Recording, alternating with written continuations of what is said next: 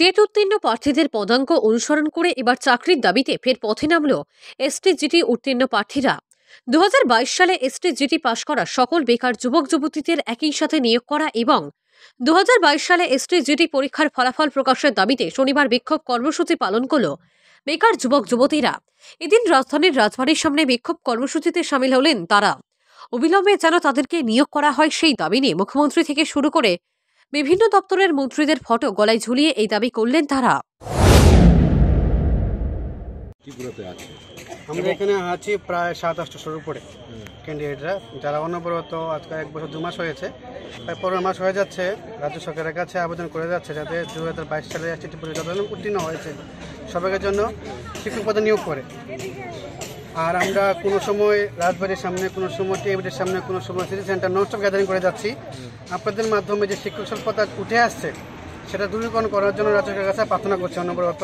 যেহেতু দপ্তরের দায়ভার শিক্ষামন্ত্রী মুখ্যমন্ত্রীর হাতে, তো ওনার কাছে আমরা ননস্টপ রিকোয়েস্ট করে যাচ্ছি। আমরা 1 বছর ধরে ওনার সাথে দেখা করার জন্য চেষ্টা করে যাচ্ছি, আমরা অ্যাপ্লিকেশন করে যাচ্ছি, বাট আমরা হতাশা হচ্ছে এখন ওনার দর্শন করার জন্য সেই সুযোগটা পাইনি। তো আমরা আশা রাখছি যে সামনে হয়তো ওনার সাক্ষাৎকার আমরা পাবো এবং আমরা যে অসুবিধাগুলো ওনার কাছে তুলে ধরতে পারবো। এবং আপনাকে বলে রাখতে পারি, আমাদের মূল যে উদ্দেশ্যটা এখানে গ্যাদারিং হওয়া সেটা হয়েছে যে আমরা মাধ্যমিক স্তরে যে 9ম ও 10ম শ্রেণীর শিক্ষক স্বল্পতা সেটা এখন মারাত্মক আকার ধারণ করে আছে। বিগত 5 বছরে অনেক কম শিক্ষক নিয়োগ হয়েছে এই দিক দিয়ে। তো যার জন্য আমরা দেখতে পাচ্ছি আপনাদের মাধ্যমে, মিডিয়ার মাধ্যমে স্কুলে খুবই করুণ অবস্থা, বিশেষ করে দ্বাদশ এবং মাধ্যমিক স্তরের স্কুলগুলোর মধ্যে। এবং আমি জানি হয়তো মুখ্যমন্ত্রী স্যার এই বিষয়ে কি বল অবশ্যই থাকবেন, না থাকার কথা যে দপ্তরটা ওনার আন্ডারে।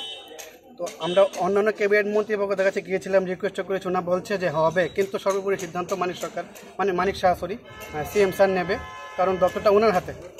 উনি যেটা করবেন সেটাই লাস্ট সিদ্ধান্ত হবে। তো আমরা রিকোয়েস্ট করে যাচ্ছি। তো এখনও আমরা সিএম স্যার থেকে কোনো সঠিক উত্তর পাইনি, কিছুই বলতে পারিনি। আমরা লাস্ট ওনার থেকে শুনেছিলাম বিগত গ্রীষ্মকালীন অধিবেশনে যিনি এসটি নিয়ে একটা কথা বলেছিল, বাট তারপর এখন অবধি কোনো একটা ওয়ার্ড অবধি